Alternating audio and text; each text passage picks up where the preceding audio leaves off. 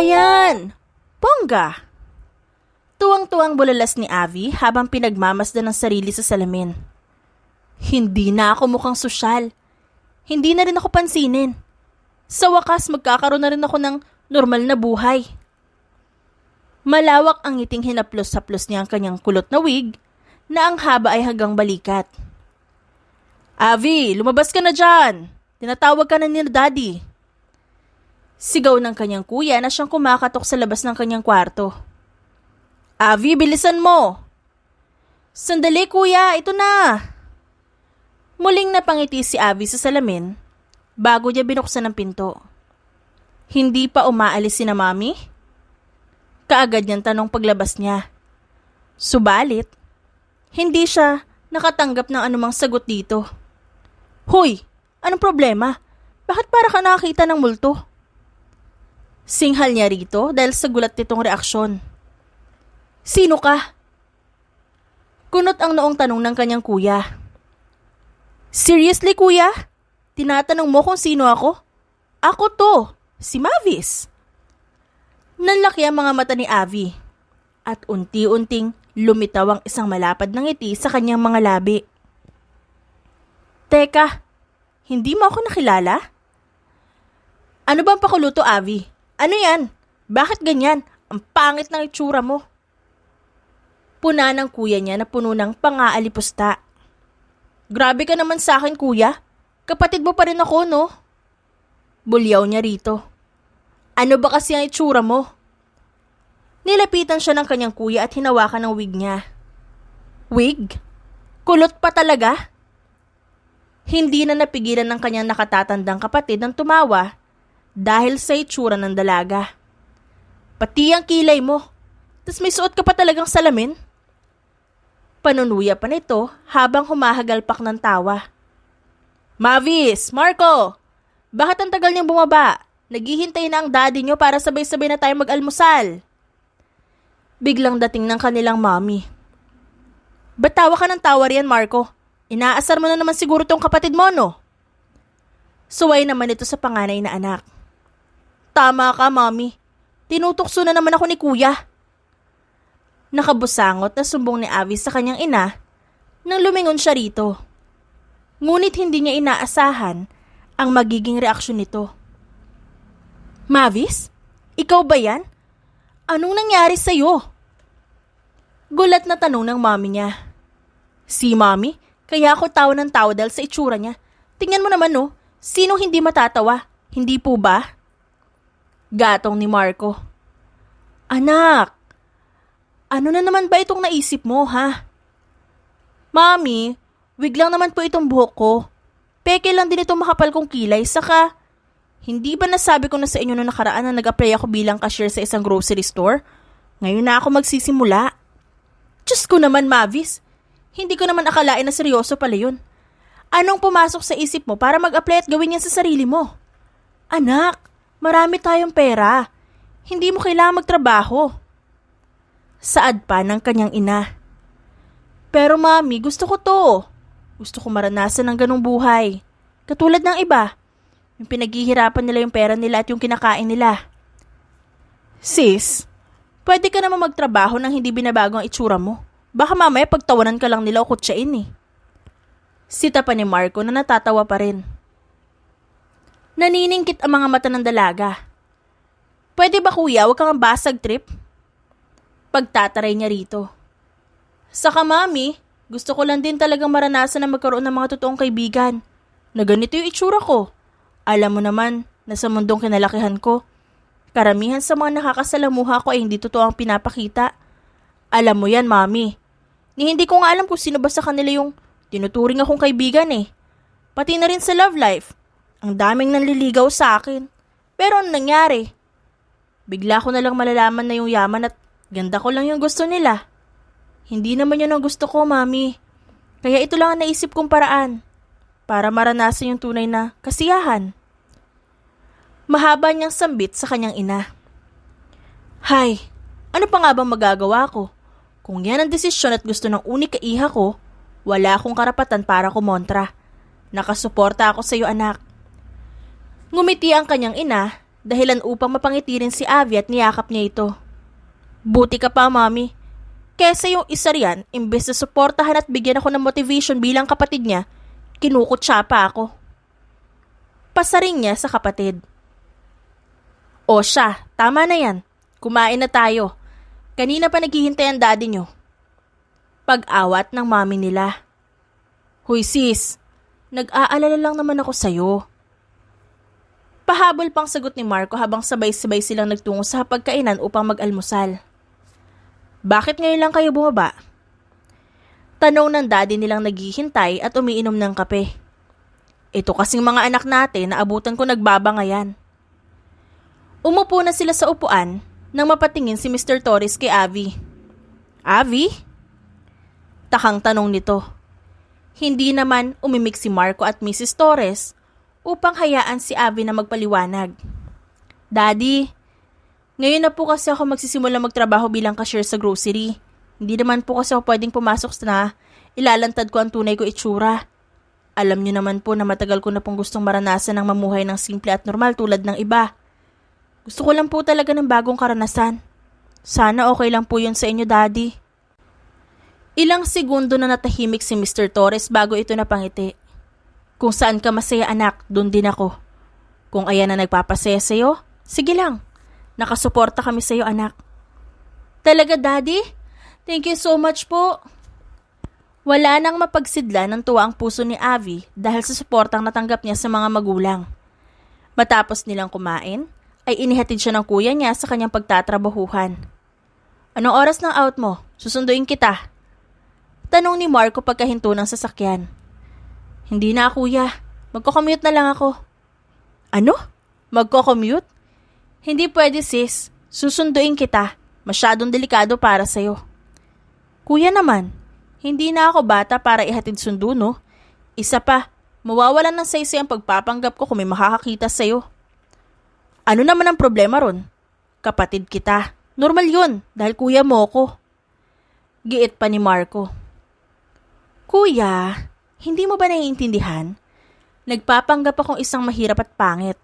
Ngayon, kung may makakakita sa akin na hinahatid sundo ako ng isang gwapong lalaki na may magarang kotse, ano sa tingin mo ang iisipin nila? Basta kuya, final na, hindi mo ako pwedeng ihatid o sunduin. Sa bahay na lang tayo magkita. Papasok na ako. Lumabas ng kotse si Abby at iniwan ng kuya niya na wala nang nagawa pa. Humugot ng isang malalim na buntong hininga ang dalaga upang ilabas ang kabang nararamdaman bago siya nagtungo sa locker area para ilagay doon ang gamit niya at nagsimula na siya magtrabaho. Hi! Napalingon si Abby sa isang cashier na nasa kabilang counter nang tawagin siya nito. Ikaw pala yung bagong cashier na sinasabi nila? Nakangiti nitong tanong. Ako nga pala si Celine. Nice to meet you. Ako naman si Abby. Pakilala niya sa sarili pabalik. Napangiti siya dahil sa tuwa. Hindi niya kasi inakala na may papansin pa rin sa kanya sa kabila ng itsura niya. Madalas siyang tingnan nito habang pareho silang nagsiscan ng items ng mga customer. Ikaw pala yung Abby na tinutukoy nila? Isang boses ng lalaki ang narinig niya kaya napalingon siya sa gilid. Ako nga. Nahihiyang sagot niya sa bagger. Alam mo, ine-expect ko na maganda yung tinutukoy nilang bago. Sayang. Bulong nito na siyang malinaw namang narinig ni Abby. Biro lang. Natatawa nitong pagbawi. Hindi na lang niya pinansin pa ang lalaki, bagkus ay pinagbuti na lamang niya ang kanyang trabaho. Maya-maya lang ay lunch break na. Kumakain siya ng payapa nang bigla naman siyang tabihan ni Celine. Hi, mahiyain ka ba? Kaagad ditong tanong sa kanya. Tinitigan muna ni Abby ang dalaga bago siya sumagot. Hindi naman masyado, depende sa sitwasyon. Ganun? Nga pala, ba't mo naisip magtrabaho bilang isang cashier? Usisa pa nito habang sumusubo ng pagkain. Sandaling natigilan si Abby. Ano kasi? Alam mo naman, mahirap ang buhay. Kailangan magtrabaho. Ako lang kasi ang inaasahan ng mga magulang ko eh. Paggawa niya ng kwento. Talaga? Ilan ba kayo magkakapatid? 2 lang. Ako at ang kuya ko lang. May kuya ka pala? Ano palang ginagawa ng kuya mo? Ibig kong sabihin, anong trabaho niya? Mga ganong bagay. Tanong pa ni Celine. Umiling-iling si Abby. Wala. Ewan ko ba? Batugan kasi ang kuya kong yun. Ayaw niya magtrabaho kaya ako na lang. Pero okay na rin. At least nakilala kita. Alam mo wala ako masyadong kaibigan dito eh. Napatingin si Abby sa dalaga. Bakit naman? Taka niyang tanong dahil imposible namang wala itong maging kaibigan samantalang napakaganda nito. Meron naman. Kaso hindi ko alam kung totoo sila sa akin eh. Mahirap kasi ang magtiwala sa panahon ngayon. Hindi mo alam kung sino ang totoo sa paligid mo at kung sino ang nagpapanggap lang. Bahagyang naubos si Abby sa tinura ng dalaga. Ayos ka lang? Nag-aalalang tanong ni Celine. Oo naman, medyo nasamid lang ako. Sagot niya na may kasamang pagtango. Warren! Napalingon silang dalawa sa isang babaeng sumigaw. Siya si Shane. Hindi ko alam kung gusto niya ako maging kaibigan or what. Minsan kasi tinatarayan niya ako. Lalo na kapag nagkakausap kami ni Warren. Yung lalaking nilapitan niya. Yun naman si Warren. Tinitigan ni Abby ang lalaking tinutukoy ni Celine. Gwapo siya, tama? Kung alam mo lang, halos lahat ng cashier dito may gusto sa kanya. Isa na riyan si Shane. May ilan ding customers na nagpapabalik-balik dito dahil kay Warren. Kaya lang, sobrang misteryoso niyang tao. Hindi pa namin siya nakitang ngumiti. Hindi rin siya pala kwento tungkol sa buhay niya. Kaya wala kaming ibang alam bukod sa pangalan niya at sa taglay niyang kagapuhan. Patuloy pang kwento ni Celine. May mga gwapong bagger din naman dito. Sina Leo at Philip, kaya lang, itong si Leo, target lang ang mga magaganda. Ayun siya oh, nilalandi si Pia. Turo niya sa isang lalaki at babae.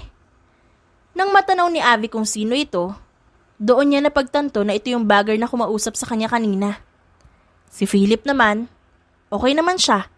Mabait naman, kaya lang, ilag din sa babae yun eh. Parang si Warren lang. Sila yung mga medyo kilala ko rito. Hindi ko naman masasabing kaklose ko sila, pero sila yung madalas kong nakausap dito. I see. Tumango-tango si Abby. Pero sa totoo lang, okay naman magtrabaho rito. Basta marunong ka lang makisama. Napangiti na lamang siya. Matapos nilang kumain, ay bumalik na sila sa kanya-kanyang trabaho.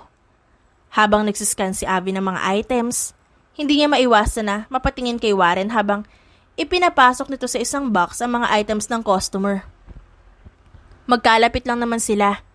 Ngunit ni isang beses ay hindi man lang siya nito tinapunan ng tingin.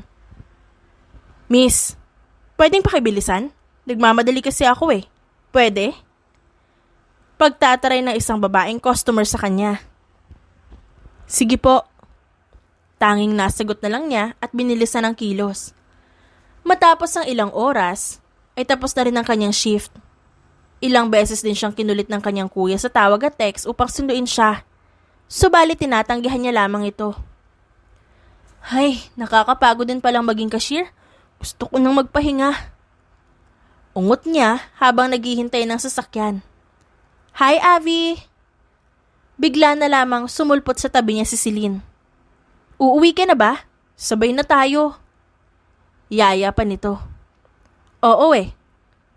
Pareho silang naghintay hanggang sa may isang jeep ang huminto sa harapan nila. Tara na! Masiglang yaya ni Celine. Subalit, nabuo ang pagtataka sa reaksyon ni Abby. Teka, dyan ba tayo sasakay? Tanong niya na siyang ikinakunot ng noo ni Celine. Oo, bakit? Hindi ka ba sumasakay ng jeep? Hindi ba tayo magta-taxi? Sus, taxi! Sobrang mahal ng pamasahe nun. Pangmayaman lang yun. Hindi naman tayo mayaman kaya sa jeep lang tayo sasakay. Hindi alam ni Abby ang tungkol ron. Kaya sandali siyang napaisip. Sandali, hindi ka pa ba nakakasakay ng jeep? Usisa ni Celine, kaya agad namang nag-isip si Abby ng kanyang idadahilan. Nakasakay na. Kaya lang, nasanay lang kasi ako na sa taxi ako sumasakay. Alam mo na, for safety. Abby, Kailangan mong masanay na sumakay ng jeep. Hindi ba sabi mo, ikaw lang ang inaasahan ng pamilya mo? Hindi ba malaking tulong yun kung magtitipid ka? Magkano lang naman ang sinasweldo natin eh. Kung araw-araw ka magta-taxi, baka wala nang matira sa'yo. Kaya halika na. Sasakay ka ba, miss, o hindi? Naiinip na tanong ng jeepney driver sa kanila. Halika na dali. Mahihirapan na tayong sumakay niyan mamaya eh. Wala nang nagawa pa si Abby nang hilahin siya nito papasok sa jeep. Hindi man komportable ay sinikap ni Abby na wag mag-inarte. San ka pala bababa? Tanong ni Celine sa kanya na siyang nakaupo sa kaliwa niya. Sa pangalawang kanto lang. Ganun ba? Ililibre na kita ng pamasahe. Hindi na. Kaagad natanggi ni Abby. Ako nang bahala. Ako na rin na magbabayad sa'yo. Nakangiti niyang alok. Hindi na, Abby. Nakakahiya.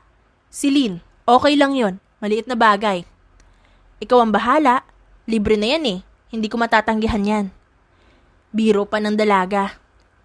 Kinuha ni Abby ang kanyang wallet sa loob ng kanyang backpack at kumuha ng pera. Kaya lang, hindi niya alam kung paano magbabayad sa naturang pang-transportasyong sasakyan. Bayad po. Isang lalaki sa tapat niya ang biglang nag-abot ng pamasahe. Kaya naman, kanyang inobserbahan ito. Napangiti siya at ginaya ang ginawa nito. Bayad po, 2 po kami. Sa pangalawang kanto lang po ako bababa, yung kasama ko naman po ay sa unang kanto lang. Salamat po. Miss, wala po ba kayong barya rito? Wala po eh. Umiiling niyang sagot. Keep the change na lang po. Sabi niya sa driver, kaya napunta sa kanya ang atensyon ng lahat.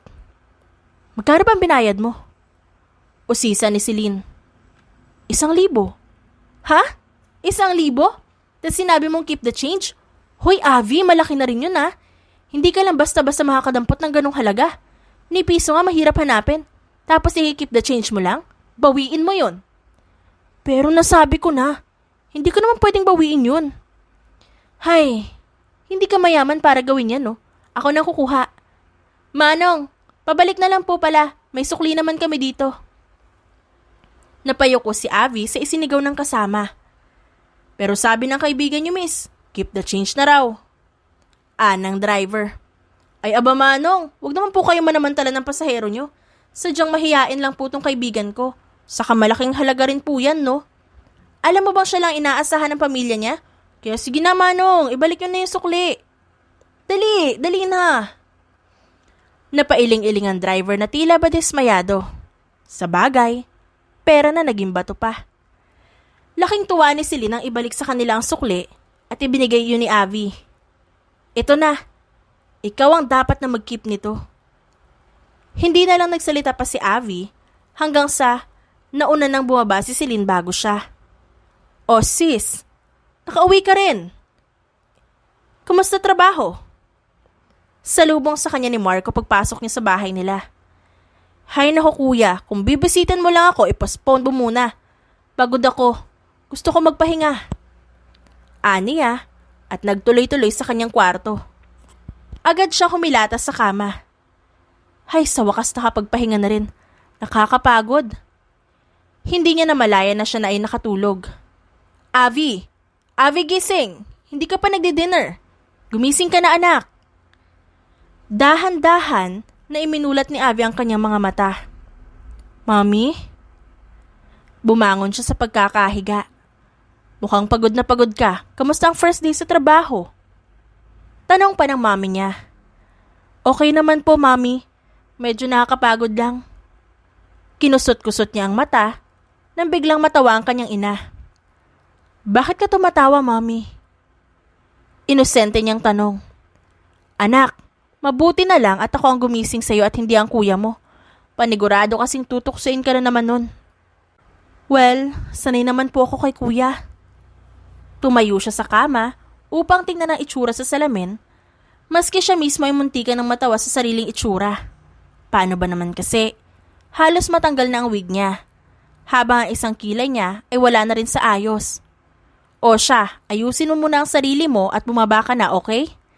Nagpahanda ako ng dinner para sa'yo. Maiwan na muna kita, anak. Sige po, mami. Thank you po. Inalis niya ang wig, salamin, at peking mga kilay niya bago siya nag-shower sa kumain ng hapunan. Kinabukasan, ay hinanda niyang muli ang sarili para sumabak sa kanyang trabaho. Hoy, Avi! Habang inilalagay ni Avi ang gamit sa locker ay may biglang tumawag sa kanya. Nang lingunin niya ito ay gano'n na lamang ang gulat niya sa nangyari. Kaya bago-bago mo pa lang nanlalandi ka na. Sigaw sa kanya ni Shane matapos siya nitong buhusan ng malamig na kape sa dibdib. Shane! Avi! Sigaw ni Celine at tumakbo palapit sa dalawa. Shane! Ano tong ginawa mo kay Avi? Huwag kang makialam dito, Celine. Itong babaeng pangit na to, kung umasta akala mo kung sino. Nang makarecover si Avi, ay pinagpagan niya ang dibdib gamit ang dalawang kamay. Sorry pero pwede mo ba ipaliwanag sa akin kung ano nagawa ko? Pipilitin kong kumalma. Sabihin mo sa akin kung deserve ko bang tapunan mo ko ng kape. Kapag yan dahilan mo hindi sapat, umasa kang dobleng cold coffee ang babalik ko sa'yo. Matapang, ngunit kalmadong litanya ni Avi. Sarkastiko namang umisi si Shane. Ang tapang Hoy, kilalanin mo ang kinakalaban mo Bago ka lang dito pero yung pangit na mukha mo yung ugali mo. Ang dami mo namang satsat. Pwede bang direkta mo na lang sabihin sa akin kung anong ginawa ko sa'yo? Siguraduhin mo lang na hindi masasayang ang oras ko. Hamon pa ni Avi. Ibang klase. Nawala ang ngisi ni Shane at napalitan ng seryosong reaksyon. Si Warren. Gusto ko siya. Sa akin lang siya. Walang ibang pwedeng lumandi sa kanya. Lalo ka na. Tila ba nagpanting ang tenga ni Avi sa narinig? Anong kinalaman ni Warren dito? Ang kapal ng mukha mong magmaang-maangan. May nakakita sa inyo kagabi na magkasama kayo sa iisang jeep. Aminin mo, sinusundan mo talaga siya, no? Napamuntong hininga si Avi nang maalala niyang si Warren nga pala ang lalaki nakaupo sa tapat niya nung gabing yun. O tapos? Naiinip niyang untag. Hindi mo siya pwedeng lapitan. Ngayon pa lang binabalaan na kitang layuan mo si Warren. Hoy, Shane, kung umasta ka naman akala mo pag-aari mo na si Warren? Oo, alam naming lahat na may pagtingin ka sa kanya. Pero siya ba? Meron din ba? Ni hindi ka nga niya pinapansin Sabad naman ni Celine. Shane, tama ba? Huwag kang mag-alala. Gagawin kong dalawa yung kaping sinayang mo sa akin. Sumama ang tingin sa kanya ni Shane bago ito walang kimong umalis. Ay, grabe na talaga ang ugali niya. Kung ang kining niya si Warren, akala mo pag-aari niya. Komento ni Celine. Nga pala, ibang klase ka rin Ang tapang mo din pala. Alam mo bang wala ibang lumalaban o sumasagot sa kanya? Ganon? Pwes, ibahin niya ako. Hindi porket ganito lang ako at ganito ang itsura ko, ay may karapatan siyang apihin ako. Tama ka naman dyan. Nakakainis nga minsan Matagal ko nang hinihiling na sana makahanap na siya ng katapat niya. At tingin ko, ikaw na yun. Hay, salamat Celine. Pero mauna ka na ron. Iwanan mo na ako rito. Kailangan ko pa magbihis Okay, sige. Iwanan na muna kita. Napasandal si Abby sa locker nang umalis si Celine. Pangalawang araw pa lang niya sa trabaho, may nakaalitan na kaagad siya. Buti na lang sanay ako sa ganito. Palibutan ba naman ako ng mga gwapong nilalang na maraming babaeng umaaligid? Ay nako. Hindi ka naman siguro baliw, no? Napapitlag si Avi nang makarinig siya ng isang boses. Warren? Gulat niyang reaksyon. Ito, palitan mo yung damit mo. Napatingin si Avi sa hawak nitong polo shirt na katulad ng suot niya. Dahan-dahan naman niya itong tinanggap. Salamat. Ang akala ni Avi ay aalis na ito. Ngunit nanatili itong nakatitig sa kanya. Oo nga pala. Alam mo bang ikaw ang dahilan kung bakit ako tinapunan ng kape kanina lang? Sarkastikong untag ni Avi sa binata. Oo, alam ko. Walang paligoy-ligoy na sagot ni Warren. Kaya nga kita dinalhan ng shirt Isa pa, madalas din kasing mangyari to. Hindi lang naman sa'yo. Ibig sabihin, hindi lang ako ang tinapunan ng kape ng Shane na yun? Sa bagay, gamay ko na ang mga katulad niya. Hindi ko lang alam kung bakit baliw na baliw yun sa'yo. Nagtitigan sila ng mata hanggang sa si Warren na mismo ang unang umiwas. Avi ang pangalan mo, tama? Ako si Warren. Inilahad nito ang braso sa kanya upang makipagkamay. Ilang segundo rin munang tinitigan yun ni Abby bago niya ito tinanggap at sandaling nakipagkamay sa lalaki. Magbihis ka na, marami ng customers. Tura ng binata bago niya tuluyang iniwan si Abby. Kaagad naman siyang nagpalit ng damit at pumwesto na sa counter. Hanggang sa sumapit na ang coffee break at nagtipon-tipon na naman ang karamihan sa kanila. Hi, Abby! Biglang bati sa kanya ni Pia sa masiglang paraan. Para kanino yung isang kaping hawak mo? Tanong nito, patukoy sa 2 kaping bitbit ni Abby. Para kay Shane. Diretsong tugon naman niya. Kay Shane? Bakit? Ginawa ka rin ba niyang utusan? Hay, hindi na talaga nagbago yun. Siguro naaalibadbaran lang yun sa itsura mo kaya ganun. Tila ba nang aalipos-tapang dagdag ni Pia? Sorry. Ibig kong sabihin, baka iniisip niyang inaagaw mo si Warren sa kanya. Paliwanag pa ni Pia nang titigan siya nito ng seryoso. Inaagaw? Wala naman silang relasyon ni Warren, di ba? Bukod doon, kung naaasiwa siya sa itsura ko, ba't kailangan niya mag-alala? Panigurado naman kasing hindi katulad kung nakakasuya ang matitipuhan ni Warren. Nakangiting tugon ni Abby, sa kanya ito nilagpasan. Abby! Salubong sa kanya ni Celine. Subalit, hindi siya pinansin ni Abby. Bagkus, ay tinungo niya lang ang kinaroroonan ni Shane, kung saan abala ito nagtitipa sa cellphone. Abby, sandali! Tawag pa ni Celine sa kanya, dahilan upang maagaw ang atensyon ni Shane. Abby? Ano na naman ang kailangan mong bruha ka, ha? Pagtataray ni Shane nang huminto sa harapan niya ang kanyang katrabaho. Dinalhan lang kita ng cold coffee. Diba sabi ko naman sa'yo kanina, ibabalik ko sa'yo yung coffee na tinapon mo sa akin at gagawin kong doble? Unti-unting ngumiti si Abby hanggang sa sabay niyang ibinuhos ang 2 kaping hawak niya sa dibdib ni Shane. Abby, ano bang problema mo? Malakas sa sigaw ni Shane at itinulak palayo si Abby. Nababaliw ka na, kadiri! Gigil pa nitong hiyaw. Nilapitan sila ng iba pang staff para awatin. Subalit hindi man lang naglaho ang isi sa mga labi ni Abby. Abby, halika nga! Hinila ni Celine si Abby palayo roon. Grabe, hindi ako makapaniwala na ginawa mo yun. Alam mo bang wala pang maski isang staff dito ang nagawang gumanti sa kanya? Bahagyang natutuwa at hindi makapaniwalang bulalas ni Celine. Pumuntong hininga muna si Abby. Iba ako, Celine. Ginagawa ko kung anong sinabi ko. Seryoso? Ngunit batid ang pagod sa boses niya. Naiintindihan kita. Tama lang yung ginawa mo. Dahil siya naman talaga yung naunang tapunan ka ng kape. Pero Abby, gusto lang kitang balaan. Dahil sa ginawa mo, sigurado akong hindi yun mapapalampas ni Shane. May mga kakampi siya rito. Katulad na lang ni Pia at Leo. May pag-aalalang tura ni Celine. Ipinag-cross naman ni Abby ang mga braso sa kanyang dibdib at sinabing, "Huwag ka mag-alala, kaya ko ang sarili ko. Saka wala akong ginagawang mali. Basta kapag kailangan mo ng tulong, nandito lang ako ha. Ituring mo na rin ako bilang kaibigan mo." Kaibigan? Taas ang isang kilay na tanong ni Abby. Gusto mo ako maging kaibigan? Ha? Oo naman. Bakit? Wala naman. Ang akala ko kasi walang gugustuhin na maging kaibigan ako. Tingnan mo naman na itsura ko, di ba? Hi, Abby. Ano naman ngayon kung ganyan na itsura mo? Hindi naman ibig sabihin no na hindi ka na pwede magkaroon ng kaibigan. Isa pa, natutuwa nga ako na dumating ka rito eh. Wala kasi akong kaibigan. Malungkot na wika pa ni Celine. Napangiti na lang si Abby bago sila bumalik na sa trabaho. Puro masasamang tingin ang ipinukol sa kanya ni Shane. Marahil ay dahil sa ginawa niyang pagganti. Ay kapagod. Bulong ni Abby matapos ang shift. Saktong paalis na siya nang may makita siyang cellphone sa counter kaya kinuha niya ito at binuksan. Kay Leo to ah. Aniya, nang makita niya ang picture ng binata.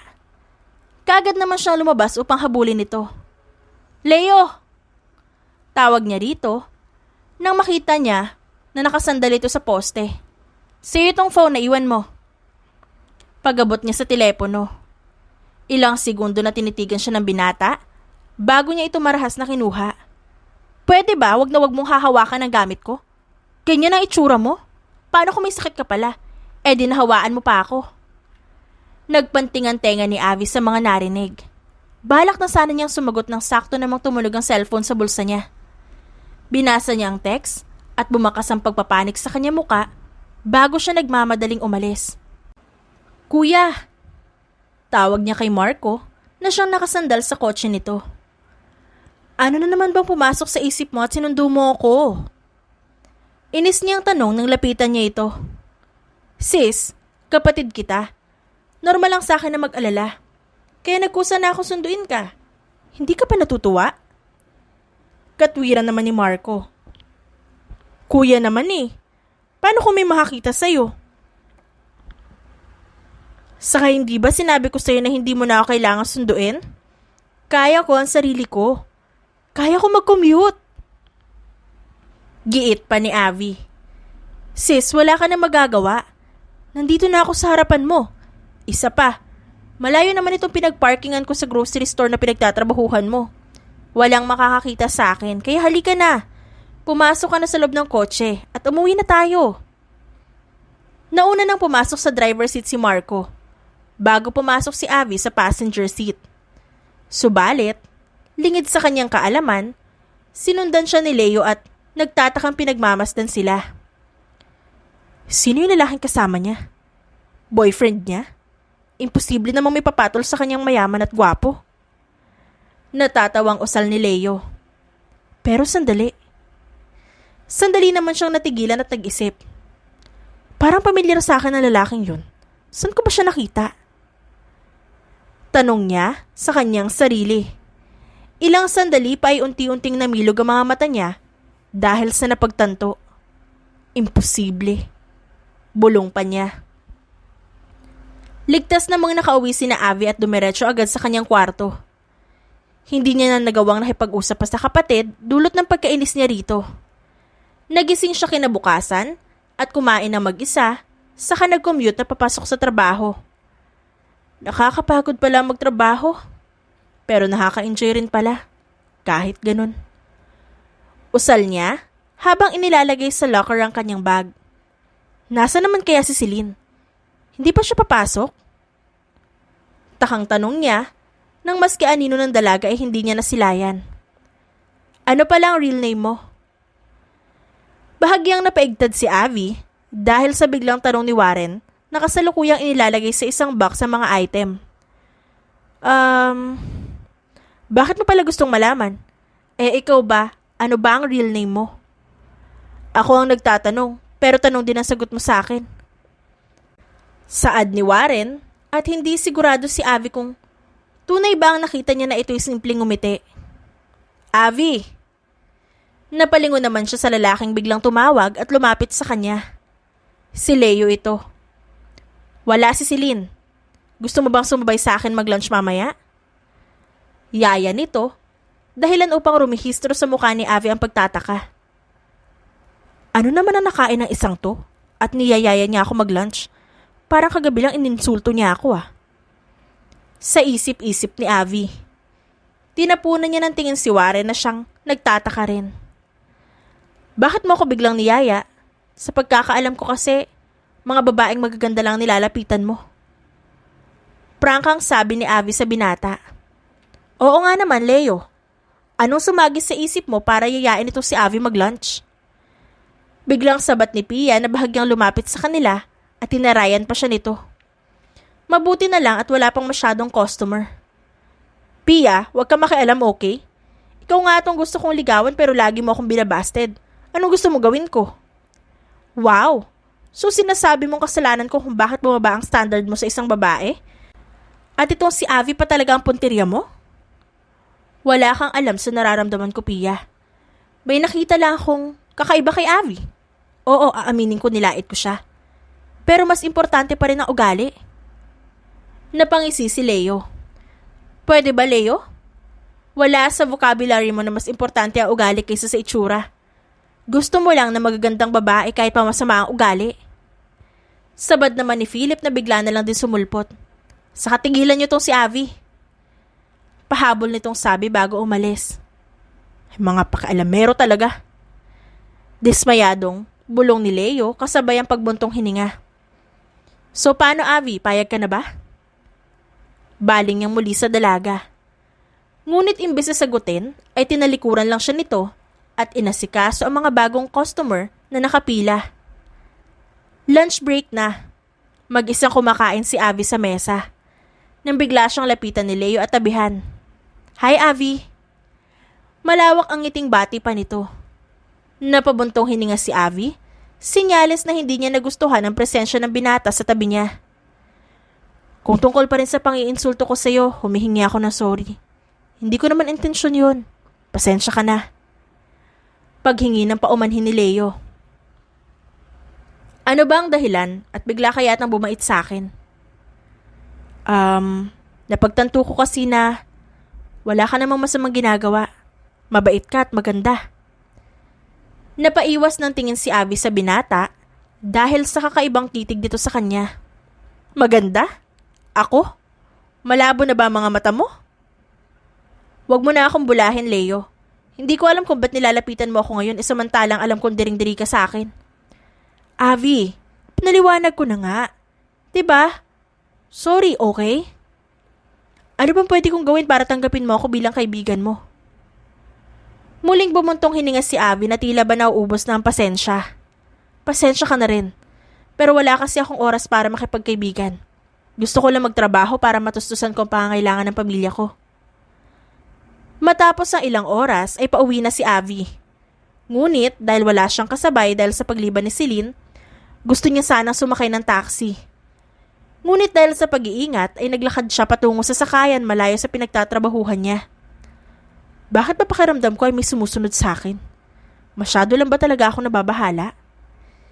Iyan ang tumatakbo sa isip ni Avi dahil habang naglalakad siya ay tila ba may kung sinong sumusunod sa kanya. Bumagal ang paglalakad niya hanggang sa napilitan siya huminto. Kung sino ka man na sumusunod sa akin, sabihin mo sa akin kung anong kailangan mo. Bakit mo ako sinusundan? Matapang niyang tanong habang nakatayo at nakatalikod. Nakarinig siya ng kaluskos kaya naman naghanda siya. Hindi ako natatakot sa'yo. Usal pa niya hanggang sa biglang may patalim na tumutok sa tagiliran niya. Hold up to. Ibigay mo sa akin ng pera at cellphone mo. Anang isang nakakatakot at hindi kilalang boses. Napapikit si Avi. Mahirap lang ako, wala kang makukuha sa akin. Wala akong pakialam, ibigay mo ang gusto ko kung ayaw mong mabutasan ko ang tagiliran mo. Okay, ito na. Kukunin ko lang sa bag ko.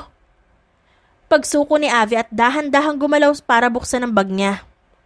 Ngunit bago pa man niya ito tuluyang magawa, ay hinawakan niya ang pulsuhan ng lalaki at binali. Dahilan? Upang mapaungot ang lalaki at mabitawan ng hawak na patalim. Patawad. Kaya lang hindi ko ugaling magbigay ng libre sa mga taong masasama ang loob kagaya mo. Tinadya kanya ang lalaki kaya natumbay ito. Inayos niya ang pagkakasukbit ng bag sa balikat niya at balak pa sana niyang lapitan ng lalaking nagtangkang hold upin siya nang matanaw ang dalawang lalaki na papalapit sa kanya. Abat may back up pa talaga? Hay nako. Walang nagawa si Abby kundi ang tumakbo palayo, ngunit sinundan naman siya ng mga ito. Ano ba? Bakit niyo ba ako sinusundan? Gigil niyang sigaw habang patuloy na tumatakbo. Kung saan-saan na siya tumakbo, hanggang sa may isang lalaki siyang nakabanggaan.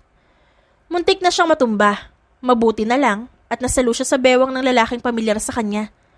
Ngunit nakasombrero ito at nakamask. Gulat naman siya lumingon sa likuran niya. Anak ng, hindi niyo ba talaga ako tatantanan? Hiyaw niya. Pwede ba? Huwag na akong hold upin niyo. Gayon pa, ay may tila ba walang narinig ang tatlong lalaki na sumusunod sa kanya na biglang sumugod kaya wala siyang nagawa kundi labanan ng mga ito. Hindi porket lalaki kayo, hindi ko kayo lalabanan. Sigaw niya nang sipain niya isang lalaki at pilit namang iniiwasan ang atake ng isa pa. Napalingon naman siya sa isang lalaki at nakita niyang nakikipagbugbugkan na rin dito ang lalaking nabangga niya kanina. Huwag ka na lang kasing pumalag. Ibigay mo na lang sa amin ang kailangan namin. Sinakal siya nito patalikod ng isang lalaki kaya naman nahirapan din siyang kumilos. Sinabing ayoko eh.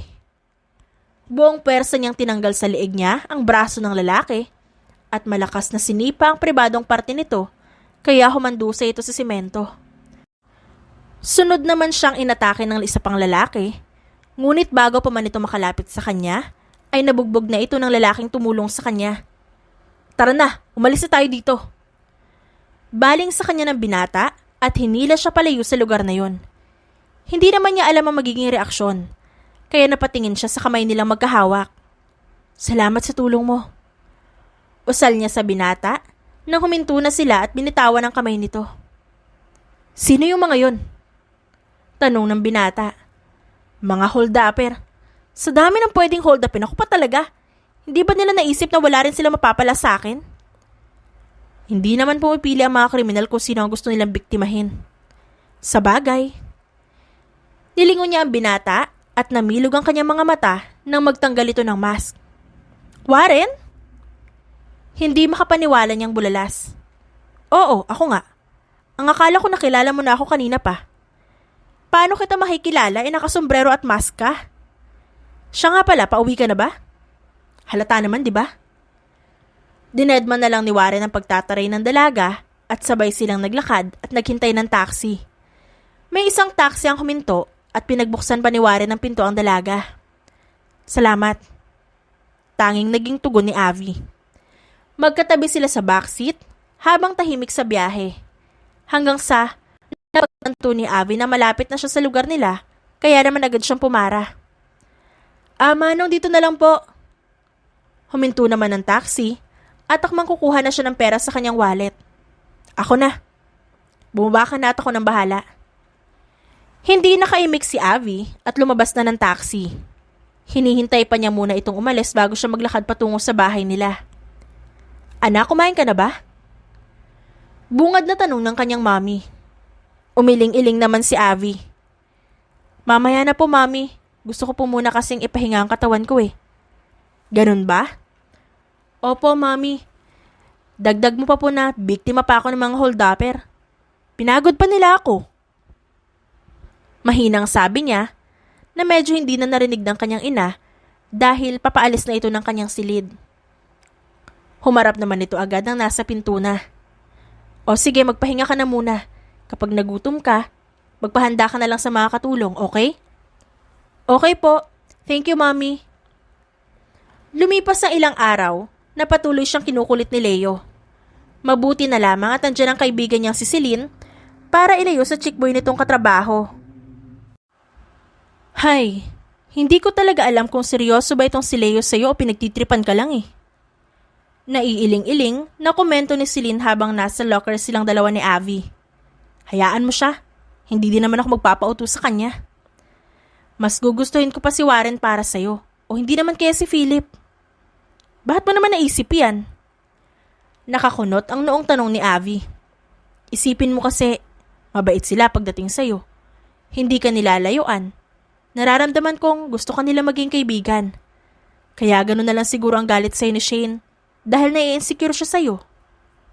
Celine, sabi mo nga gusto lang ako maging kaibigan ni na Philip at Warren. Kung kaibigan, ayos lang. Pero kung higit pa rin ang iniisip mo, wag mo nang ituloy.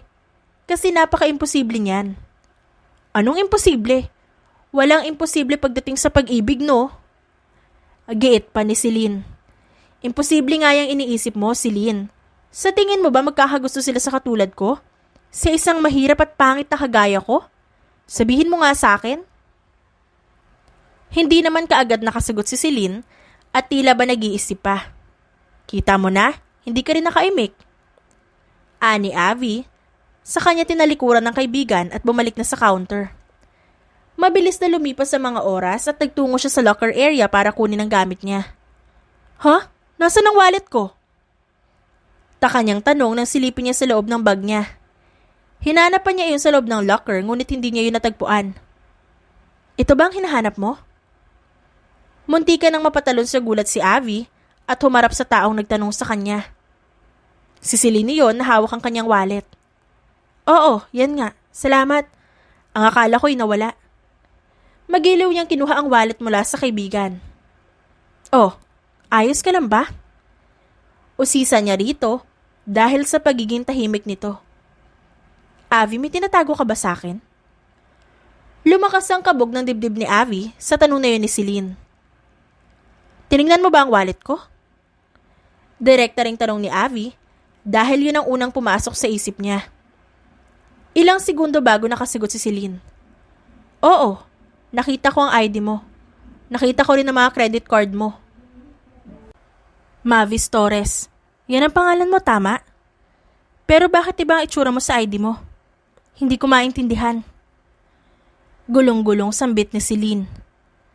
Bahagyang napayuko si Avi at pasimpleng sinipat ang paligid. Mabuti pa kumain tayo sa labas. Doon ko'y papaliwanag sa iyong lahat. Aniya at nauna nang umalis. Sumunod naman sa kanya ang kaibigan. Ang akala ko ba naghihirap kayo ng pamilya mo? Pero bakit dito tayo kumakain sa mamahaling restaurant? Takang tanong pa ni Celine nang dalhin siya ni Avi sa isang malapit lang na restaurant. Kumain ka na at unti-unti ko ipaliliwanag sa iyo ang totoo. Kalmadong saad sa kanya ni Avi na siyang sinunod naman ni Celine. Uminom ng tubig si Avi bago muling magsalita. Mavis Torres. Yan ang pangalan ko. Hindi ko alam kung pamilyar sa'yo pero anak mayaman ako. At ang mukhang nakikita mo ngayon sa harapan mo, hindi ito yung totoong mukha ko. Wigla ang suot ko at peking kilay. Ginusto ko kasing maranasan na magtrabaho na ganito ang itsura ko. Halika, punta tayo na restroom. Yaya niya at nagtungo nga sila ron. Sinigurado muna nilang wala ibang tao sa loob bago niya napagpasya na tanggalin ang wig, peking mga kilay at malaking salamin nito. Napaawang naman ang labi ni Celine habang namimilog ang mga mata. Ito talaga ako. Ito ang tunay ko itsura. Avi, hindi ba ito isang panaginip? Talaga bang ang magandang mukhang yan ang totoo mong itsura? Tumango-tango naman si Avi. Naitakip naman ni Celine ng isang palad sa kanyang bibig. Grabe, hindi ako makapaniwala. Ibig sabihin talagang mayaman at maganda ka? Ganun na nga. Pero Celine, pakiusap, ipangako mo sa akin na wala kang ibang pagsasabihan tungkol dito. Hindi pwedeng malaman ng iba. Lalo na mga katrabaho natin. Huwag kang mag-alala, Avi. Promise, wala akong pagsasabihan maski isa. Makakaasa ka sa akin na ililihim ko ang sikreto mo. Napangiti naman si Avi. Salamat. Lumabas na sila ng restroom na natural na itsura ni Avi, saka sila nagpatuloy na kumain. Dahil din doon, pinagtitinginan siya ng ibang customer, subalit tinawanan na lamang ni na Avi at Celine iyon. Kinabukasan, tinupad nga ni Celine ang pangako niya na wala siyang pagsasabihan tungkol sa sikreto ni Avi. Warren, may gagawin ka ba bukas? Tanong ni Shane sa binata sa tonong nangaakit. Wala naman. Gusto mo ba kumain tayo sa labas? Libre ko. Pangungulit pa nito sa binata. Pasensya na. Naalala ko kasi may gagawin pa ako bukas. Sagot naman ni Warren. Napangisi naman si Avi nang marinig niya ang dalawa habang siya ay abala sa pagsascan ng mga items. Ibang klaseng babae talaga. Hindi ba niya maramdaman na hindi interesado sa kanya si Warren? Bulong pa niya. Hoy, bruha, narinig ko yung mga binubulong-bulong mo dyan ha? Bulyaw sa kanya ni Shane at bahagya siyang nilapitan. Alam mo, pasalamat ka at pinakiusapan pa ako ni Philip na huwag kang i-report sa HR dahil dun sa ginawa mong pagtapon sa akin ng kape. Eh di sana natanggal ka ngayon sa trabaho. Matapos ang huling customer na nakapila sa kanya, ay hinarap niya si Shane. Excuse me? Ako pa talaga ang i-report mo? Sino bang unang sumugod at nagtapon sa akin ng kape? Hindi ba ikaw? Saka wag mo akong takutin tungkol sa pagkatanggal sa trabaho. Hindi mo lang alam pero kayang-kaya kitang mapaalis dito. Seryosong banta niya rito. Shane, wag mo namang ginugulo si Avi. Nagtatrabaho siya ng maayos oh. Biglang sulpot naman ni Leo, ngunit siya ring dahilan ng lalong pagbusangot ni Avi. Leo, alam mo, isa ka pa eh. Pwede bang layuan mo na rin ako? Hindi ko alam kung anong motibo mo, pero hindi ako natutuwa sa mga ginagawa mo. Pagprangka niya sa binata. Ngumiti naman si Leo sa kanya at bahagyang lumapit sa tenga ni Avi. Lalo tuloy ako na-challenge dahil sa pagiging suplada mo. Ayos lang yan. Hindi rin naman ako titigil kakasuyo sa iyo, Mavis. Halos manindig ang balahibo ni Avi sa katawan nang marinig niya ang pangalan na binanggit ng binata bago siya iniwan ito. Tama bang narinig ko? Tinawag niya ako Mavis. Pero paano niya nalaman ang pangalan ko? Tanong ni Avi sa isip niya habang animoy napako na sa kanyang kinatatayuan. Hanggang matapos ang shift niya, ay walang ibang tumatakbo sa utak niya kundi ang ideyang kung paano nalaman ni Leo ang tunay niyang pangalan. Imposibleng malaman niya ang pangalan ko. Avi ang nilagay ko sa resume ko. Bulong niya habang papalabas ng grocery store. Nauna na ring umuwi si Celine dahil nagkaroon ng emergency sa kanila. Kaya ngayon, mag-isa ulit siyang nilalakbay ang daan upang mag-abang ng taxi. Gayoon pa man, pakiramdam niya ay tila ba na ulit ang nangyayari noon. Bumagal ang bawat paghakbang niya nang maramdaman niyang tila may sumusunod sa kanya. Ito na naman tayo eh. Hold up na naman ba to?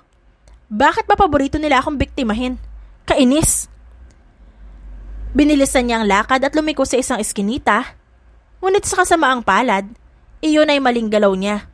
Sapagkat may isang lalaking nakasuot ng itim na mask, sa buong mukha nito ang bumungad sa kanya. Akala mo ba matatakasan mo ulit kami?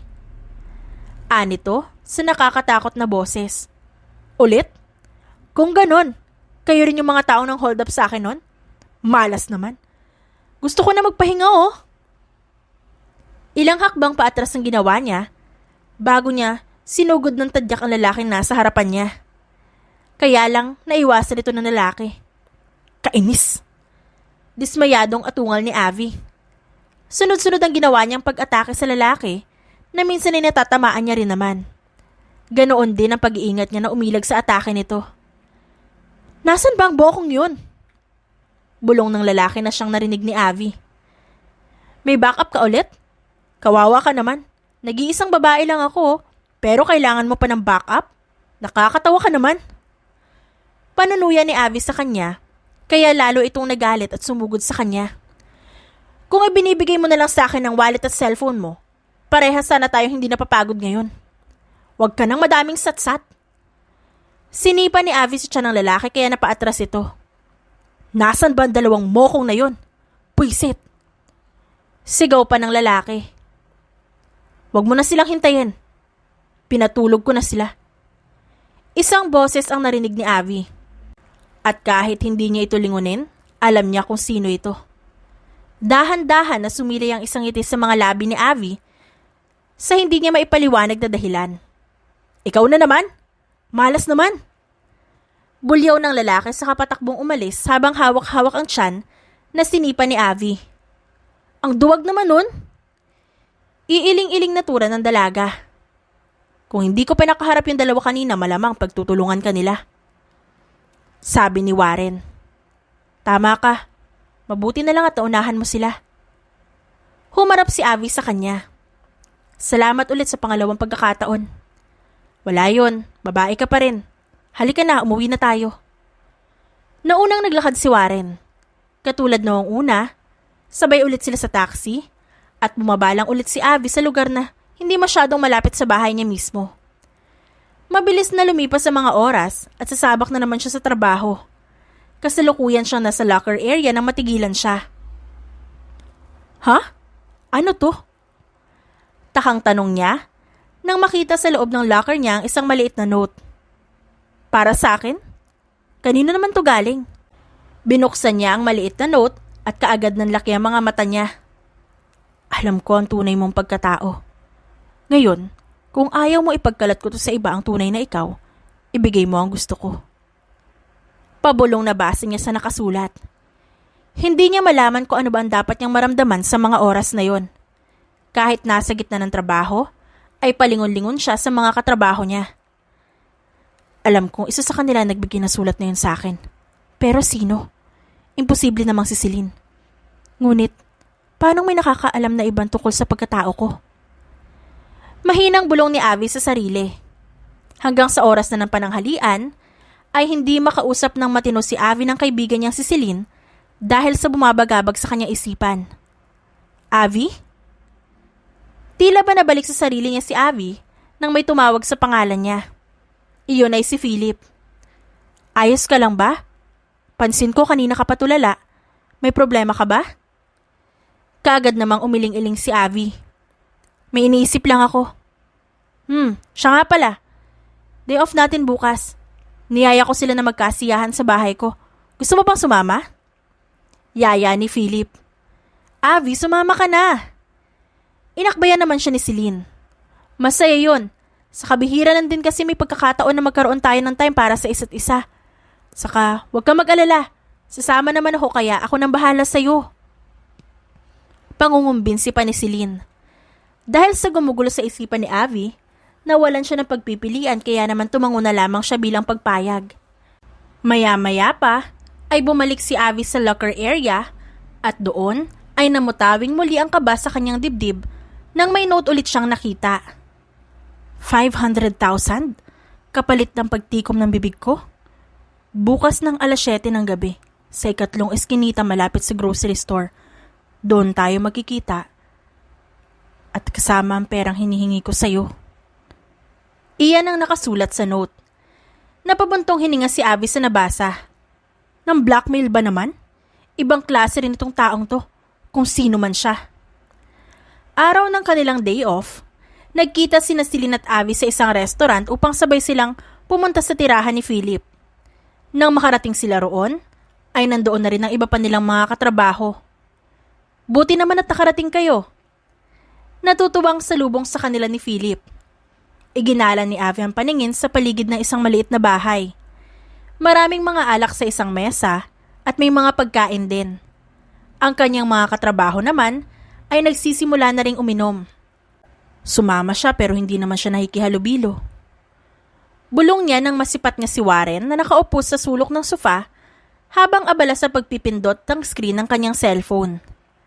Avi, nandito ka na pala. Kanina pa kita hinihintay. Biglang lumapit sa kanya si Leo na may dalang 2 bote ng beer. Heto, para sa iyo yung isa. Tinitigan ni Avi ang beer. Sorry, hindi kasi ako umiinom. Tanggi ni Avi at naupo na lamang sa isang single sofa. Nilingon niya si Celine at nakikipag-inuman na rin ito sa iba pa. Gustuhin ko mag-enjoy, hindi ko rin naman magawa. Dahil sa nakakainis na note na yon. Sino kaya sa kanila ang may alam ng sikreto ko? Bulong niya sa kawalan. Malayo naman ang distansya ng mga kasama niya kaya walang makakarinig sa kanya. Sumapit ang 6:00 ng gabi kaya nagpaalam na sila sa isa't isa. Nagsiuwian ang lahat, subalit siya ay may iba pang pinuntahan, imbes na dumiretso sa kanyang bahay. Katulad na nakasaad sa note, nagtungo si Avi sa ikatlong eskinita malapit sa pinagtatrabahuhan niya. Nasa na kaya ang taong yun? Sana naman hindi niya lang ako basta-basta pinagtitripan. Kung sino man siya, lagot talaga siya sa akin. Ang tagal naman. Naiinip niyang reklamo habang naghihintay. Ilang sandali pa, ay may narinig na siyang yabag ng paa. Senyales na may paparating. Inihanda naman niya ang kanyang sarili. Nasaan ang pera? Tanong ng isang lalaking lumapit kay Avi habang may mask ang buong mukha nito. Sino ka? Ano ang alam mo sa pagkatao ko? Walang paligoy-ligoy niyang tanong dito. Kilala ko kung sino ka talaga. Anak ka ng mayaman. Nagpapanggap ka lang sa harapan ng mga katrabaho mo. Ngayon, kung ayaw mong ibulgar ko ang tinatago mo, ibigay mo sa akin ang perang hinihingi ko. Ibibigay ko ang tseke kung sasabihin mo sa akin kung paano mo nalaman ang tungkol sa pagkatao ko. Kondisyon ni Avi sa lalaki. Katrabaho kita, tama ba? Peking natawa naman ng lalaki. Hindi na mahalaga kung sino ako. Ibigay mo na sa akin ang pera para matapos na to. Inilabas ni Avi ang tseke na nagkakahalagang 500,000 pesos. Kaya lang, hindi niya yun agad ibinigay sa lalaki. Ibibigay ko to sa'yo kung ipapaliwanag mo sa akin kung paano mo nalaman ang totoo. Muli niyang kondisyon dito. Ano na? Ipapaliwanag mo lang sa akin. Siguro naman karapatan ko ring malaman kung bakit at paano mo nalaman, hindi ba? Lalo na at malaking halaga din tong hinihingi mo. Okay, sige. Sasabihin ko na. Pagsuko ng lalaki kaya napangisi si Avi. Oo, katrabaho mo nga lang ako. Nalaman ko ang totoo dahil naputo lang si sabihin ng lalaki na may isa pang lalaki na bigla na lamang bumulagta sa gilid nila. Kung saan, kaagad nilang tinapunan ng tingin. Ikaw? Hindi makapaniwalang bulalas niya sa lalaking nakabulagta nang makilala niya rin ito. 2 beses na siyang hinold up nito. Sinasabi ko na nga ba kayo na naman. Ginugulo ka na naman ba ng mga to, Avi? Tanong ng isa pang boses kaya nilingon nito ng dalaga. Warren? Palagi ka na lang talagang sagabal Biglang kinuha ng lalaki ang checking hawak-hawak ni Avi at kumaripas ng takbo. Hoy, bumalik ka rito! Sigaw ni Avi at sinundan ng lalaki. Sumunod naman din si Warren sa kanya at sabay nila itong hinabol. Hoy, Leo! Sigaw pa ni Avi na siyang nagpatigil sa lalaki. Hingal namang huminto rin si na Avi. Leo? Bakit tinawag mo siyang Leo? Takang tanong naman ni Warren sa kanya. Siya lang kasi ang naisip kong gagawa nito Siya lang ang may motibo. Sagot ni Avi at tiningnan ng lalaking kumuha ng tseke. Kahit na naguguluhan, hindi na nagtanong pa si Warren at nilapitan na lang ang lalaki. Huwag ka nung tumakas. Sabi ni Warren dito, nang muntikan ulit itong tumakbo, subalit mahigpit niyang hinawakan ito sa balikat at pilit na inalis ang maskarang nakatakip sa mukha nito. Nagpumiglas pa ang lalaki. Philip? Sabay na hindi makapaniwalang bulalas ni Avi at Warren nang tagumpay niya matanggal ang mask nito. Philip? Hindi ikaw si Leo? Gulong-gulo na sabi ni Avi. Paano? Bakit? Ba't mo ginagawa ang lahat ng to? Wala akong ginagawang masama sa'yo. Pasensya na, gipit lang. Mariin na sagot ni Philip at naglabas ng baril na siyang tinutok niya sa dalaga. Huwag niyo na akong susundan pa. Kung ayaw niyong may maibalitang may natagpo ang bangkay sa lugar na to. Pagbabanta niya at nung nagkaroon siya ng pagkakataon, ay muli siyang tumakbo tangayan tseke. Hindi na rin nag-abala pang habulin siya ng 2. Hindi ko akalain na gagawin to ni Philip. Ani Warren. Ilang beses namang napabuntong hininga si Avi. Buong akala ko ay si Leo. Pero mali pala ako. Dismayadong usal ni Avi at nagsimulang maglakad. Ayos ka lang ba, Avi? Hindi ka ba nasaktan? Ayos lang ako. Tumatangong sagot ni Avi. Umupo naman sila sa isang bench na kanilang nakita. Wait, paano mo nalaman? Ibig kong sabihin, bakit sa tuwing nalalagay ako sa kapahamakan lagi kang sumusulpot? Tanong niya sa katabi. Wala, nagkataon lang. Tipid na sagot ni Warren at hindi kumbinsido ang dalaga rito. Imposibleng nagkataon lang. Sinusundan mo ba ako? Hindi. Mabilis na sagot ni Warren. Tumingin naman sa malayo si Avi. Gusto mo siguro ako? Pagbibiro niya pa at peking natawa. Ngunit napalitan ng gulat ang kanyang reaksyon nang sumagot ang binata ng, Oo, gusto kita. Dahan-dahan naman niya itong nilingon. Ha? Nagkamali ba ako ng dinig? Masyado mo namang sinasabayan ng biro ko. Hirit pa ni Avi. Hindi ko ugaling magbiro. Kumunot ang noo ni Avi. So seryoso kang gusto mo ako? Nababaliw ka na ba? Isang mahirap at pangit na kagaya ko magugustuhan mo? Napaka-imposible niyan. Wala akong pakialam sa itsura mo. Kung gaano ka pa kahirap. Basta ang alam ko, gusto kita. Seryoso pang wika ni Warren. Ilang minuto rin hindi nakaimik si Avi. Anong gagawin natin yan? Nahihiyang untag ni Avi. Hayaan mo akong ligawan ka. Tugon ng binata. Gumalaw naman ito at may kinuhang kung ano sa bulsa ng jacket nito. Ito, binili ko para sa'yo. Bala ko ibigay sa'yo yan kaya sinundan kita. Binuksan niya ang maliit na box at ipinakita ang laman nun sa dalaga. Kwintas? Mukhang mamahalin to Huwag mo nang isipin kung magkano ang presyo nito. Halika na, isusuot ko to sa'yo. Bahagyang lumapit sa kanya ang binata at marahan na isinuot sa kanyang leeg ang kwintas. Bagay sa'yo. Nakangiting puri pa nito sa dalaga. Hinawakan ni Abby ang kwintas at palihim na ngumiti. Talagang seryoso ka nga? Seryoso ako, Abby. Hindi ko rin maipaliwanag tong nararamdaman ko. Pero namamangha ako sa'yo. Hanggang sa napagtanto ko na gusto na pala kita. Pag-amin ng binata. Tinitigan ni Abby si Warren.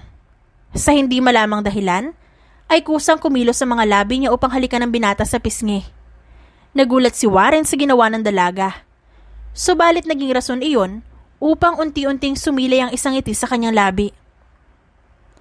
Ngayon lang kita nakitang umiti ng ganyan. Wika ni Abby. Mas lalo kang gumagwapo kapag nakangiti. Dagdag pa niya. Ikaw ba naman ang biglang nakawa ng halik ng taong gusto mo? Hindi ka kayang umiti ng ganito? Natawa si Warren na siyang sinabayan naman ni Abby. Matanong ko lang, bakit mo ako gusto?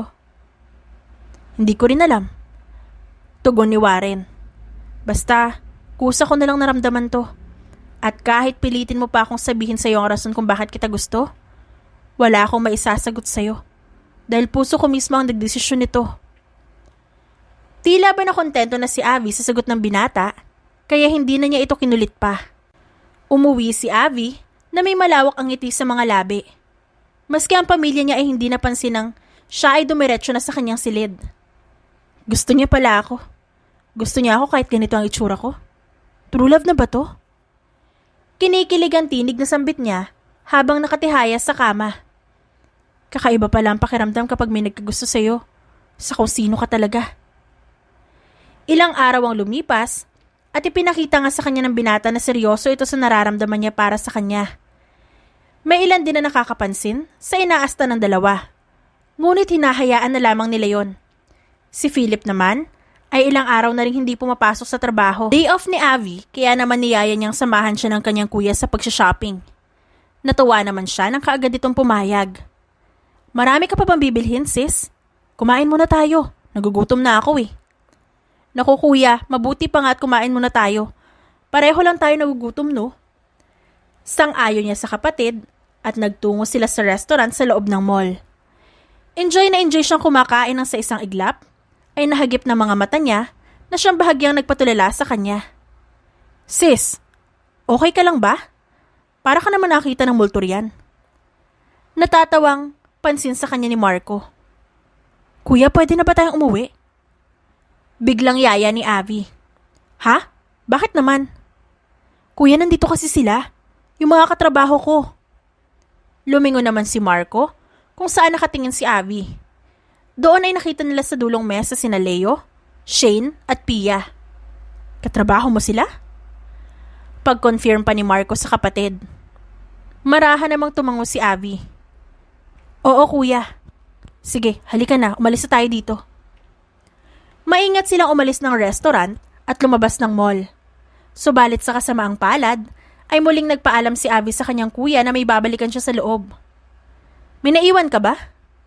Wala naman kuya, pero naiihi kasi ako kanina pa. Sobrang sakit ng puson ko, hindi ko na to carry. Mangiyak-ngiyak na atungal ni Abby. Sana kanina mo pa sinabi ano? Sige na, bumalik ka na ron. Bilisan mo at baka magkalat ka pa rito. Singhal ni Marco sa kapatid. Sige kuya, hintayin mo ako ah. Pahabol pambili ni Abby bago siya tumakbo pabalik sa loob ng mall. Naiwan namang natatawa at naiiling si Marco dahil sa kapatid. Matapos mag-restroom ni Abby, ay lumabas na siya ng mall at pinuntahan ng kuya niya sa parking area. Subalit ganun na lamang ang gulat niya nang makita niya itong kausap ni Warren. Nais man niyang mag-ingat, ngunit mas nangibabaw sa kanya ang pagtataka kaya nilapitan niya ito. Kuya? Warren? Magkakilala kayo? Puno ng pagtataka niyang tanong sa dalawang binatang napalingon sa kanya. Sis, mabuti nandito ka na, makakauwi na tayo. Siya nga pala, oo magkakilala kami. Si Warren, kaibigan ko siya. Teka, Abby? Ba't mo nga pala alam pangalan niya? Wala ako matandaan na may kinwento ako tungkol sa kanya. Nagtataka ring tanong ni Marco sa nakababatang kapatid. Yung kwintas. Biglang usal ni Warren habang nakatingin sa leeg ni Abby kung saan suot nito ang kwintas na kanyang binigay noon. Ano? Kaibigan mo siya, kuya? Paano mo siya naging kaibigan? Naguguluhan pang tanong ni Abby kay Marco na hindi man lang pinansin ang sinabi ni Warren. Si Warren, anak siya ng business partner ng mga magulang natin. Sina Mr. and Mrs. Vargas, kaibigan ko siya matagal na. Business partner? Kung ganon, tinitigan niya ang binata habang taimtim din ito nakatitig sa kanya. Kuya, sandali lang mag-uusap lang kami nitong kaibigan mo. Tura niya sa kapatid habang hindi inalis ang titig kay Warren at hinila niya ito palayo sa parking area. Anong ibig sabihin nito? Ikaw si Mavis? Mavis Torres? Abby? Ibig sabihin, ikaw yung kapatid ni Marco? Sandali, hindi ko naiintindihan. Sunod-sunod ding tanong ni Warren. So anak mayaman ka rin pala? Hindi ko alam na may tinatago ka rin pala sa akin. Ipaliwanag mo nga lahat ng to? Ani Abby, na hindi man lang sinagot maski isang tanong ng binata. Ha? Ako may tinatago? Wala akong tinatago. Kung tutuusin, ikaw tong may nililihim sa ating dalawa. Paano nangyaring ikaw si Abby? Litong-lito na sila pareho at mababakas yun sa mga mukha nilang nakakunot ang mga noo. Hindi ako makapaniwala. Buong akala ko anak mahirap ka lang. Tapos malalaman kong kaibigan ka pala ng kuya ko? Tinanong mo rin ako kung ano nararamdaman ko ngayon. Lalo na nang malaman ko ikaw si Abby. Paano nangyari yun? Bakit gano'n na itsura mo? Ano yun, nagpapanggap ka lang? Humugot na isang malalim na buntong hininga si Abby. Okay, fine. Ako nga ito, si Abby. Si Abby na pangit at katrabaho mo. Nagpanggap ako mahirap at pangit para makahanap ako ng tunay na magmamahal at magmamalasakit sa akin. Gusto ko maranasan ang simpleng buhay na nararanasan ng iba. Okay na? Sapat na bang paliwanag yon? Ikaw, pwede mo pa ipaliwanag yung nalaman ko? Napatingin siya sa ibang direksyon at pinisil ang sariling ilong bago muling tumingin kay Abby. Wala akong tinatago, okay? Nagkataon lang din na gusto ko magtrabaho, pero hindi ko pineke ang pangalan, hitsura at estado ko sa buhay. Sadyang hindi lang uso sa akin na ikwento sa iba tungkol sa pagkatao ko. What? Nakakawindang to. Pero ngayon bang alam mo na ang tunay kong pagkatao? Nagbago ba ang tingin mo sa akin? Direkta ang usisa ni Abby sa kanya. Sa totoo lang, hindi ko pa rin ma-process sa utak ko ang lahat.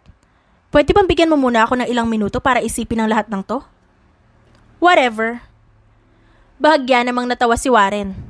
Ikaw na ikaw nga yan, Abby. Ganyan na ganyan kakasuplada eh. Naningkit naman ang mga mata ni Abby. Sabihin mo nga sa akin, Warren. Dati mo na rin bang alam ang totoo kong pagkatao? Ano? Hindi no? Mabilis sa tanggi ng binata. Wala akong alam sa'yo. Ngayon ko lang talaga nalaman tong lahat. Ang alam ko ay may kapatid si Marco na si Mavis ang pangalan. Bakit ba hindi ko agad napagtanto noon na Abby ang pangalan mo? At Abby rin ang palayo ng kapatid ni Marco. Bukod doon, palagi ka ring bumababa sa lugar kung saan malapit ang bahay ni na Marco. Bakit ba hindi ko naisip ang lahat ng yon? Ni konti hindi ako nagkinala. Dismayadong salaysay pa ni Warren. Ako rin naman, dismayado dahil hindi ko man lang natunugan na isa ka rin palang anak mayaman. Akala ko pa naman, isa ka lang simpleng misteryosong lalaki. Nagkibit balikat naman si Warren at sinabing, wala na tayong magagawa. Ito ang plano ng tadhana eh. Sa bagay, kung iisipin, maganda na rin yung nangyari. True love lang naman kasi talaga ang hanap ko kaya ako nagpanggap. Napangiti si Abby sa naisip. Pero alam mo, mas gusto ko pa rin yung Abby na nakilala ko. So sinasabi mong ayaw mo na sa akin dahil maganda talaga ako? Disappointed ka dahil ganito ang itsura ko? Taas ang isang kilay na tanong ni Abby sa kanya. Agad namang umiling si Warren. Hindi naman. Ang sinasabi ko lang naman, minahal kita sa kung paano kita nakilala. Oh, bakit ang lawak ng ngiti mo riyan? Naisip ko lang kasi, kung ibang lalaki ka, hindi nila ako magugustuhan habang nagpapanggap ako. At kapag nalaman nilang, ganito talaga ang itsura ko, doon nila ako habulin. Pero ikaw nakakatuwa lang na, sinabi mong mas gusto mo pa rin yung nagpapanggap na Abby. Nakangiting hayag ng dalaga. Ganun naman kasi talaga ang tunay na pagmamahal, di ba? Hindi basihan ng itsura at katayuan mo sa buhay. Sa ganoong paraan, doon ako pinalaki ng magulang ko. Ang tunay raw na pag-ibig ay kusa mo nalang mararamdaman. Tipong wala kang mahanap na dahilan o rason kung bakit mahal mo yung isang tao. Basta nagmahal ka lang. Sambit ni Warren. Tama ka.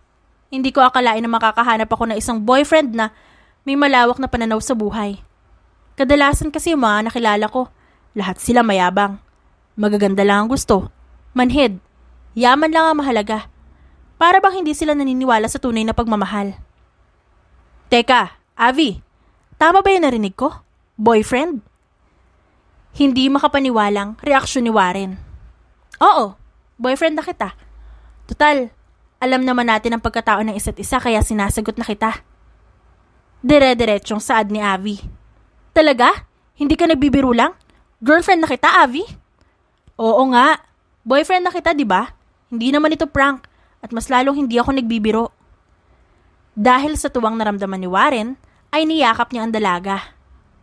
Thank you, Avi. Mahal na mahal kita. Napangiti si Avi sa narinig at ginantihan ng yakap ang binata. Sis, Warren, ano ibig sabihin nito?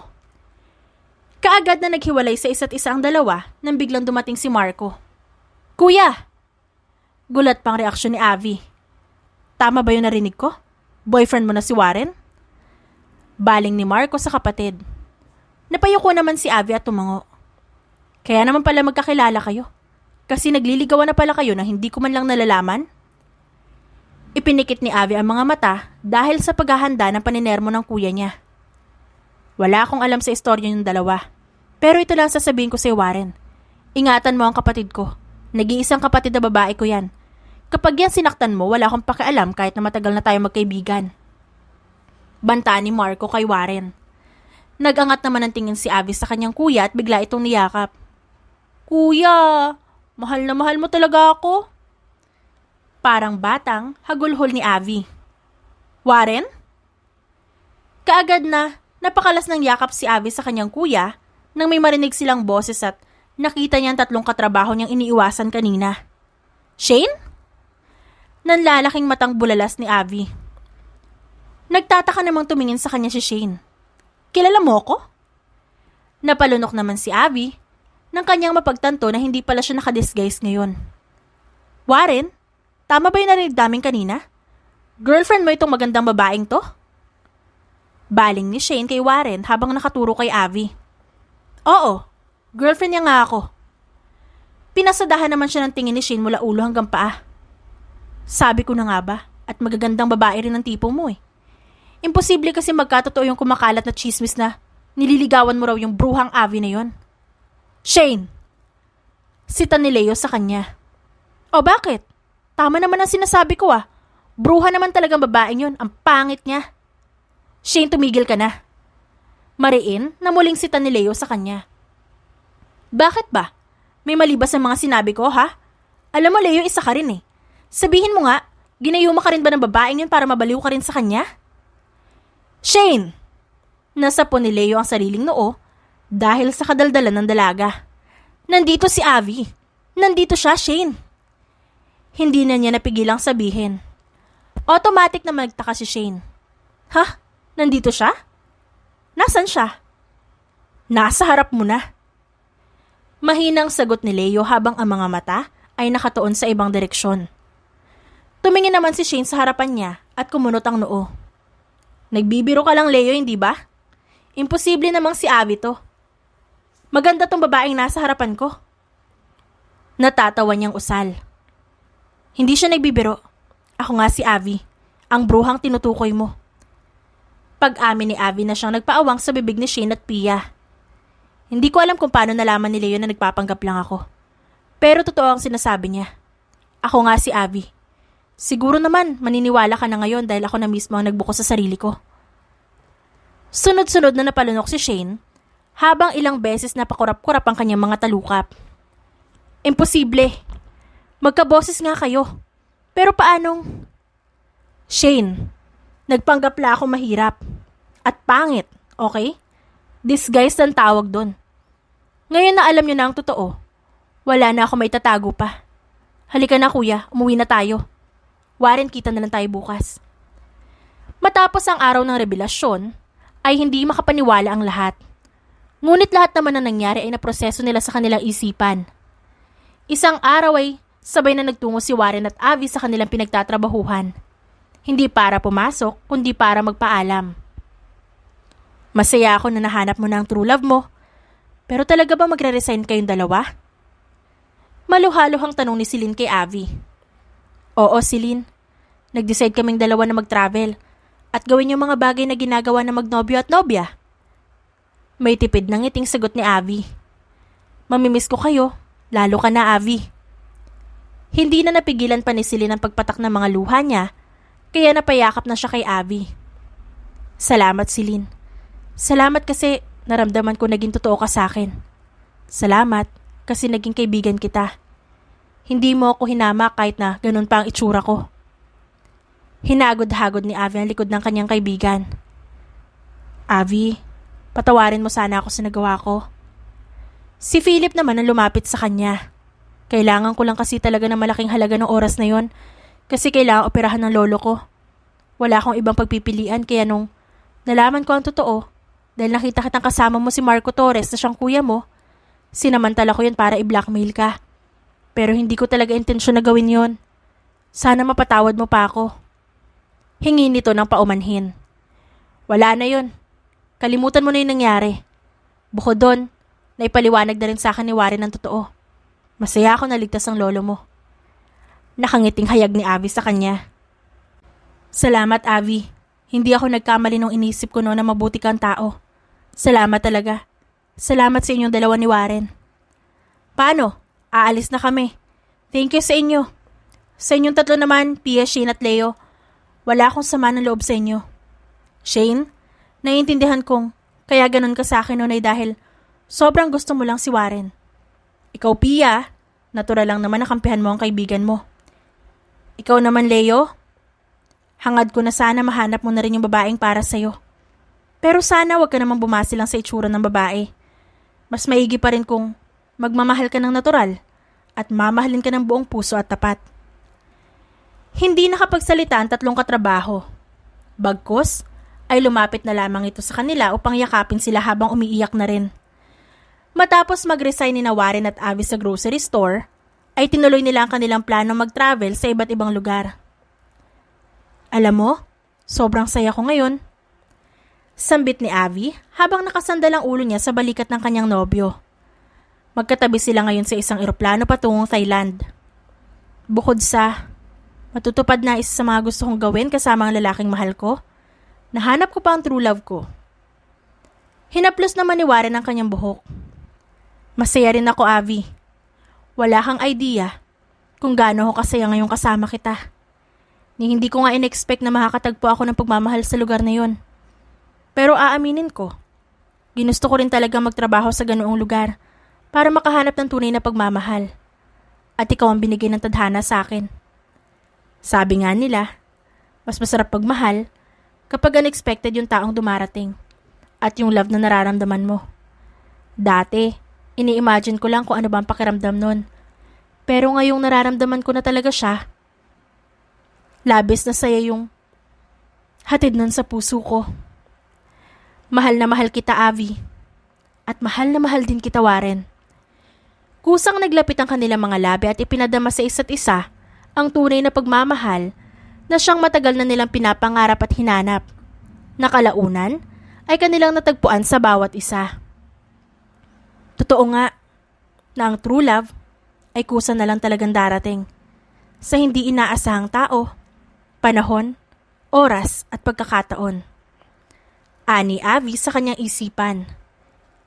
Sino rin mag-aakala na ang true love ko ay isa palang babaeng nagpapanggap lang na pangit at mahirap? Nakakatuwa lang ding isipin na kapatid pa siya ng kaibigan ko. Ibang klase talaga maglaro ang tadhana. Ani Warren sa kanyang isipan. Lumipas ang isang taon na puno ng saya at pagmamahalan. Warren, ayos ka lang ba? Parang kanina pa malalim ang iniisip mo. Tanong ni Abby sa nobyo habang namamasyal sila sa isang park. Agara namang umiling si Warren at kumiti. Huwag mo akong isipin. Natutuwa lang ako dahil nakikita kitang masaya. Asus? Masaya talaga ako dahil ikaw ang kasama ko. Kahit na madalas naman tayo mag-date, parang bago pa rin sa pakiramdam. Pakiramdam ko, may mga paru-parong nagpipiesta sa loob ng tiyan ko. Natatawang hirit ng dalaga. Hindi lang ikaw nakakaramdam yan. Kung nababasa mo lang ang isip ko, baka lalo kang kiligin. Patutsyada naman ni Warren.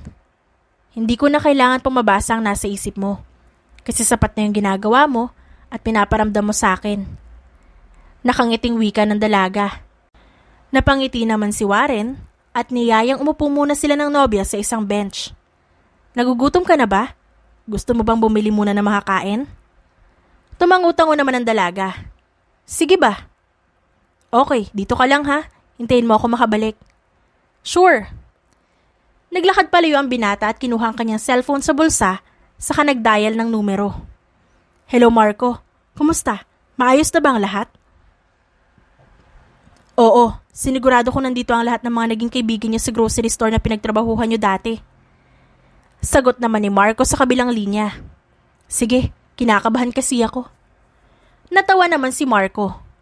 Huwag kang kabahan, basta siguraduhin mo lang na hindi matutunugan ni Avi yung proposal mo sa kanya. The rest, ako nang bahala. Salamat talaga Marco. Sige na, ibababa ko na to. Baka kasi magtaka pa si Avi kapag matagal ako nakabalik. Sige, sige. Enjoy sa date niyo. Pinatayan na ni Warren ang tawag si Marco at bumili na makakain nilang dalawa ng kanyang nobya. Mabilis na lumipas ang oras at kailangan na niyang ihatid sa bahay nila si Avi. Huh? Nakakapagtaka naman. Bakit nakapatay lahat ng ilaw sa bahay? Takang tanong ni Avi na makababa siya ng sasakyan. Baka nagkaroon lang ng aberya. Halika, pumasok na tayo sa loob. Magkahawa kamay silang pumasok sa loob ng bahay habang namumutawi ang pagtataka sa mukha ni Avi. Napakadilim naman. Nandito ba sila? Tanong pa ni Avi nang bigla siyang binitawan ng nobyo kaya nanatili siyang nakatayo. Warren, nandyan ka pa ba? Bakit ba napakadilim? Nakarinig siya ng mga kaluskos, dahilan upang kilabutan siya. At makalipas nga ang ilang segundo, ay bumukas ang ilaw at bumungad sa kanya ang mga mahahalagang tao sa buhay niya. Lahat ito nakangiti sa kanya habang may hawak na malalaking flashcards. Nakangiti silang lahat habang siya'y walang ideya sa kung ano nangyayari. Mavis Torres. Kaagad siyang napalingon sa nobyo nang binanggit ang pangalan niya. Hindi ko inakalang makikilala ko ang isang tulad mo. Hindi mo alam pero lubos mo akong pinapasaya. Hindi ko na yata kaya pang mawala ka pa sa akin. Usal ng binata habang palapit sa dalaga. Anong nangyayari? Walang kaidi-idi ang tanong ni Avi. Sa kanya lang napansin ang iba't ibang palamuti sa paligid. Bigla ring pumosisyon sa gitna ang dati nilang katrabaho habang hawak ang malalaking flashcards. Avi, mahal na mahal kita. Buong buhay ko, ngayon ko lang naramdaman ng ganitong klaseng saya. Unti-unti nang ipinakita ng katrabaho nila noon ang mga letrang hawak nila at doon ay namasa ang mga mata ng dalaga. Avi, gusto na kitang makasama. Gusto ko na masigurado na ikaw magiging nanay na magiging anak ko. Hindi napigilan pa ni Avi ang lumuha dahil sa mga kaganapan. Lalo na nang lumuhod sa kanyang harapan ang kanyang nobyo. Kung mamarapatin mo, Avi, will you marry me? Naghiyawan ng mga tao sa paligid nila at isinisigaw ang mga katagang, Oo na yan! Yes na yan! Yes! Yes, Warren! I will marry you! Umiiyak na sagot ni Avi na hindi mabilang kung ilang beses siyang tumango. Niyakap niya ng mahigpit ang nobyo habang sabay na nakikisaya ang mga taong nasa paligid nila. Matapos ang matagumpay na proposal na yun ni Warren, ay lumipas ang 3 buwan bago sila tuluyang nagpakasal. Nagkaroon sila ng kanilang sariling bahay na regalo mismo ng mga magulang ni Warren. Ilang buwan pa ang lumipas ay talaga namang puno ng saya ang naging relasyon ng dalawa bilang mag-asawa. Mrs. Vargas, ano at mag-isa ka rito sa garden? Malambing na tanong ni Warren sa kanyang asawa. Ngumiti naman si Avi. Gusto ko lang makakita nitong magagandang bulaklak. Niyakap ni Warren ang asawa at hinaplusan siya nitong bahagyang may umbok na. Excited na ako lumabas si baby. Gusto ko nang makita kang inaalagaan ng anak natin. Turan pa ni Warren. Ako rin. Excited na ako makita niya kung gaano kaganda ang mundo at kung gaano kabuting tatay ang meron siya. Hinalikan ni Warren ang asawa sa labi nito. Salamat, Avi. Salamat kasi palagi mo akong pinapasaya. Ngayon dinadala mo pa ang magiging anak natin. At paniguradong, mas lalong sasaya ang ating pagsasama.